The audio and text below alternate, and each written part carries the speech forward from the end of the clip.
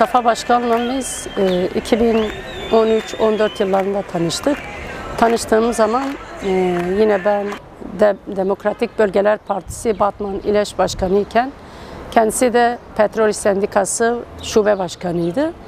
Ve oradan tanışmamız başladı. Hani daha önce ismini duymuştum, aileyi biraz tanıyordum ama Mustafa arkadaşla böyle birebir tanışmamız, beraber çalışma yürütmemiz Petrol İş Şube Başkanı iken o zaman onunla tanıştım ve o günden bugüne kadar da irtibatımız kesilmedi. Bir dönem zaten dediğim gibi şube başkanlığı yaptı Petrol İş'in.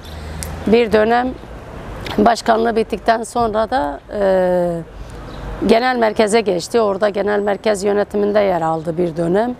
Ondan sonra da işte Demokratik Bölgeler Partisi'nin Marmara eş sözcülüğünü yaptı. Demokratik Bölgeler Partisi'nde yine eğitim veriyordu. Eğitim komisyonundaydı.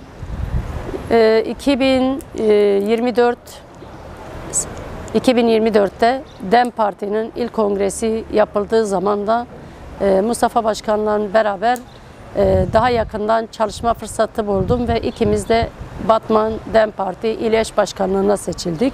Bu süreçte bana kattığı çok şey oldu. Bilgisinden, birikiminden, deneyimlerinden, tecrübelerinden ben de çok anlamlı katkılar bende geliştirdi, bana katkıları oldu. Mustafa Başkan yaşamı boyunca gerçekten çok mütevazi bir arkadaştı. Hani kolay kolay kimseye böyle en basitinden hani böyle bir yüksek sesle dahi konuşmamaya özen gösterirdi. Kırmamaya, dökmemeye, daha çok kapsayıcı, kucaklayıcı, çözüme odaklı bir yaklaşımı her zaman ön plandaydı. Bu savaşın bitmesi, bu kanın, bu acının, bu gözyaşının bitmesi gerektiği noktasında her zaman söylüyordu. Biz en azından siyasette, demokratik siyasette çalışma yürüten, öncülük, rol, misyon üstlenen arkadaşların daha çok bu süreçte kendilerini katması ve bu sürecin 27 Şubat'ta başlayan süreçle ilgili de her zaman söylüyordu, diyordu evet bir süreç var ve ben gerçekten de bu süreçten umutluyum. Bu sürecin amacına ulaşacağına, barışla taçlanacağına ve artık bütün Kürt halkının, anaların, herkesin özlemi duyduğu o barış gelene kadar ben de bu halkın bir evladı olarak bu alanda veya farklı bir alanda her zaman bu barışın gelmesi için elimden gelen çabayı, mücadeleyi her zaman sunmaya, katkı koymaya, genişletmeye, büyütmeye ben hazırım, varım ve bu mücadeleyi sürdüreceğim diyordu. O kadar ki bu harekete, bu partiye canı gönülden bağlıydı ki her dakikasını, her saniyesini düşünerek, üreterek, büyüterek bu sürece nasıl katkı koyabilirim ya da üzerime gelen çalışmaya nasıl cevap olabilirim noktasında düşünen, üreten, geliştiren, yön verebilen bir arkadaşımızdı. Onun mücadeleye, Kürt özgürlük mücadelesine olan bağlılığı, onun bu halka olan bağlılığı ve bu halkın bir evladı, bir neferi olarak her vakit mücadelede ön saflarda yerini aldı bu arkadaş. Ben Ahmet Bülent Tekik, Mustafa Başkan'ın kardeşiyim. Tabii acılı bir gündeyiz. Dostlar taziyemizde, partililer, arkadaşlar herkes taziyede. Ben Mustafa'dan söz edecek olursam, 1971 yılında doğdu Tırmeş'te. Batman'ın merkez köylerinden biri şu an. Tırmeş'te dünyaya geldi. Ailemizin en büyüğüydü. 10 kardeşli bir ailenin en büyüğüydü kendisi. Tabii 70'ler 80'ler siyasi mücadelelerin yoğun olduğu, siyasi oluşumların da yoğun olduğu bir süreçti. Babamızın da içinde bulunduğu Devrimci Doğu Kültür Ocakları Derneği faaliyetleri tabii aile olarak bizi de işte etkiledi. Öncelikle abimiz Mustafa'yı bayağı etkiledi. Daha sonra Kürt Siyasal Hareketi'nin işte diğer oluşumlarını ve şu anda temsiliyetli sağlanan oluşumlarla birlikte aile olarak başta babamız olmak üzere bu mücadele içerisinde yer aldık. Mustafa da bunların öncülerinden biriydi ailemiz içinde. Özellikle Batman'ın petrol kenti olmasıyla birlikte gelişen siyasal mücadele sendikal mücadele içerisinde büyük emeği ve rolü var. Petrol İş'in işçi kooperatifi Petkop'tan başlayarak Petrol İş Genel Başkan Yardımcılığına kadar uzanan bir süreç var.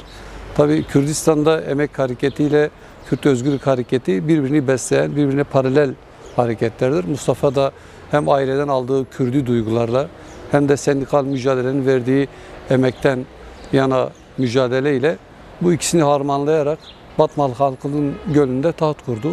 Biz öyle gördük. Şu an taziyeye gelen sevenlerin de bunu hissettiğini ve bize bunları hissettirdiğini görüyoruz. Tabii Mustafa abimiz maalesef aile olarak son bir yılda biraz sıkıntılı süreçler yaşadık.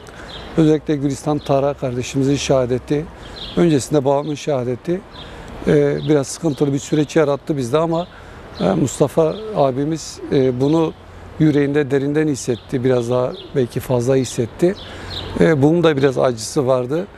Biz isterdik ki kendisi şu an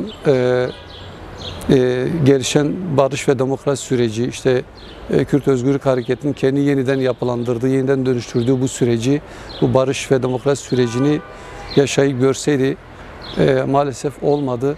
Umuyoruz ki bundan sonraki süreçte gençler, çocuklar, annelerimiz artık hep demokrasi ve barış içerisinde bu yeni sürecin yarattığı dinamizmi, yarattığı heyecanı yaşayarak kavgasız, savaşsız bir ortamda daha güzel bir ülkeye uyanırlar diye ve umut ediyorum.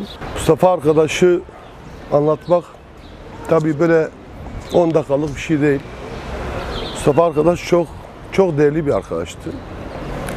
1990'lı yıllarda kendisiyle tanıştım. Petrol İş Sendikası'nın kurduğu bir kooperatif vardı, Petkop. O dönem bütün işçilerin üye olduğu. Kendisi üniversite okuyordu, hem üniversite okuyordu hem orada hizmet veriyordu. Yine Türkiye Petrolü kadrosu altında olmasına rağmen sendikanın içerisindeydi. Yaşamı boyunca hep işçilerle bir aradaydı. Tabii bir anısını anlatarak başlamak istiyorum. O dönemlerde işte Ahmet Timurtaş başkan olduğu dönemlerde onun odasına gidip işte o koltukta oturup bir gün burada ben de işçiye ve bu halka hizmet edeceğim adı altında bir mesaj vermişti ve sonra tabii 2005 yılında ilk sendikal mücadelesi, sendikada görev alması 2005 yılında başladı. O kongrede başkan yardımcısı olarak göreve başladı. Ben de o dönem temsilciydim. Sonra tabii dönemsel olarak birçok dönem başkanlık yaptı Batman'da. Sonra genel merkez yöneticiliği yaptı. Yani bütün yaşamını diyebiliriz ki bütün zamanını ezilen halklar için ortaya koydu. Toplumsal olaylara çok duyarlıydı. Yani bir sorun yaşadığında sabaha kadar uyumayabilirdi. Özlemi bu ülkeye bir barışın gelmesiydi. Bununla ilgili ciddi mücadeleler ortaya koydu. Yani bunu diyebiliriz. Yani Batman'da ve ülkede onu tanıyan her insan onu çok severdi. Çünkü insanları çok seviyor. Çok mütevazi bir kişiliği vardı. Çok karakterli bir arkadaşımızdı. İnanılmaz yurtseverdi. Mücadelenin içerisinde hiçbir zaman kendini eksik etmedi. Mustafa arkadaş hani petrol iş içinde söylüyorum, diğer emek boyutuyla da söylüyorum. Özellikle Batman'daki emek ve demokrasi platformunu bir araya getirme, çalıştırma. Mustafa arkadaşın olduğu bir yerde küskünlük yoktu. İşçileri bir araya getirebiliyordu, barıştırabiliyordu, birlikte hareket etme olgusunu yaratabiliyordu. İkna kabiliyeti çok iyiydi. Özellikle mütevazi kişiliğiyle bunu ciddi anlamda da başardığına inanıyorum. Yani petrol işte onun dönemi açısından da baktığımızda ciddi başarılara imza atmış ve Batman'daki toplumsal olaylara, Türkiye'deki toplumsal olaylara, Batman'daki demokrasi platformunun bir araya getirme, çalıştırma görevini de iyi başardı. Mustafa Aval iyi bir ev aldı. Gerçekten çok iyi bir ev aldı, iyi bir yoldaştı. 2007 yılında petrol iş üyeliğine girdiğimde, işe başladığımda o dönem Mustafa Başkan mali sekreterdi. Biz ilk üyeliğimizi yaptığımızda petrol işe gittik. Tabii bizim Mustafa Başkan'la bir geçmişimiz de var. Biz aynı mahallede, aynı avluda büyüdük. Ne kadar bizden yaşça büyüktü, abimizdi. Biz işte kardeşleriydik o zaman. Kapı komşuyduk kendisiyle. Ben çok mutlu olmuştum Mustafa Başkan'ı orada gördüğümde. Mustafa Başkan o dönem hemen beni de görünce çok mutlu oldu.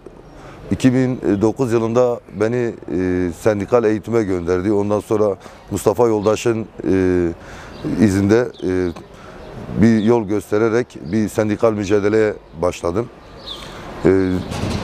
İş yeri temsilciliği yaptım, baş temsilciliği yaptım. Şube Denetim Kurulu Başkanlığı yaptım. Merkez denetimde görev aldım. Şu anda şube başkanıyım. Kendisinin daha önce mücadele ettiği o kesimde aynı mücadeleyle yürümeye çalışıyorum. Mustafa Başkan gerçekten çok değerli bir arkadaşımızdı, yoldaşımızdı. Uzun yıllar işçi mücadelesinde yer aldı. Sadece burada değil, Merkez Genel Başkan Yardımcılığı yaptığı dönemde de kendisi hem sadece Batman değil, diğer petrol işin 17-18 ilde örgütlü olduğu yerlerde de, şubelerde de çok sevilen bir yoldaşımız kendisi. Dünden beri beni en az diğer şubelerden 100 kişi aramış. Tek tek bütün şube başkanları tek tek başsağlığı diliyorlar. Siyasi partide de şu anda eş başkanımız, eş başkanlık sürecinde de Batman halkına çok yardımseverliği, iyi niyetli, gerçekten hani kelimeler anlatamaz onu. Yani biz burada 5-10 dakikada Mustafa Başkan'ı anlatamayız.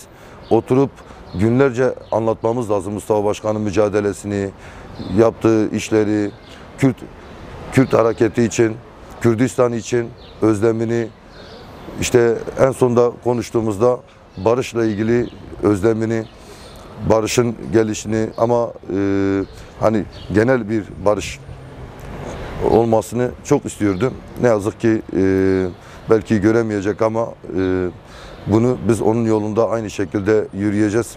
Onun ideallerini, onun yarıda bıraktığı ne varsa biz tamamlamaya çalışacağız. Hem sendikal anlamda hem siyasi alanda ne gerekiyorsa biz aynı onun gittiği yolda yürüyeceğiz.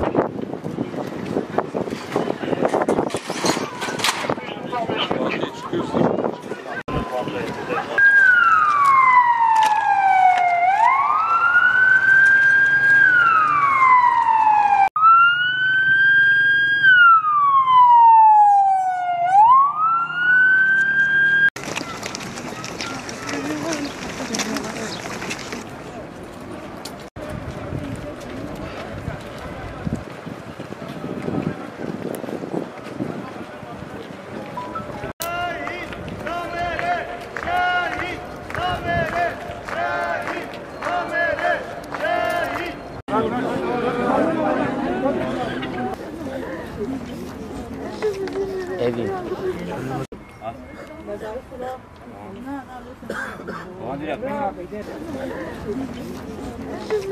Evin.